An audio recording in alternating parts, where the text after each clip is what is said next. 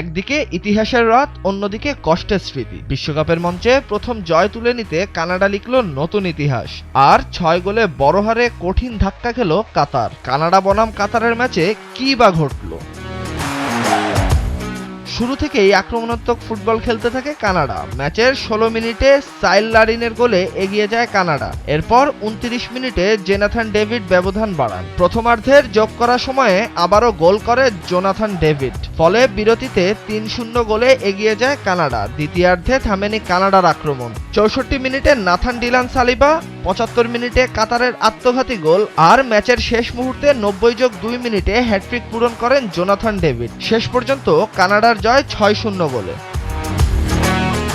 তবে এই ম্যাচে শুধু গোলের গল্প ছিল না, ম্যাচের মাঝামাঝি সময়ে ঘটে যায় এক হৃদয় বিদারক ঘটনা। কানাডার মিডফিল্ডার ইসমাইল কোনে গুরুতর চোট পেয়ে মাঠ ছাড়তে বাধ্য হন। পুরো স্টেডিয়ামে তখন নেমে আসে নীরবতা। সতীর্থদের চোখেও ছিল আবেগ।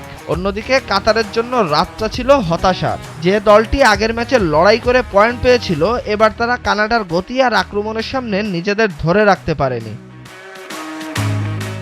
মুসলিম বিশ্বের অন্যতম আলোচিত ফুটবলের দেশ কাতারের জন্য এই হার নিঃসন্দেহে কষ্টের। বিশ্বমঞ্চে নিজেদের প্রমাণের স্বপ্ন নিয়ে নামা দলটির জন্য 6-0 ব্যবধানের বড় ধাক্কা হলেও বিশ্বকাপের লড়াই এখনো শেষ হয়নি। অন্যদিকে কানাডা পেল নিজেদের বিশ্বকাপ ইতিহাসের প্রথম ঐতিহাসিক জয়, আর জোনাথন ডেভিড লিখলেন স্মরণীয় অধ্যায়। কানাডার এই উত্থান কি তাদের আরো দূর নিয়ে যেতে পারবে, নাকি কাতার ঘুরে দাঁড়াতে পারবে সামনের ম্যাচগুলোতে?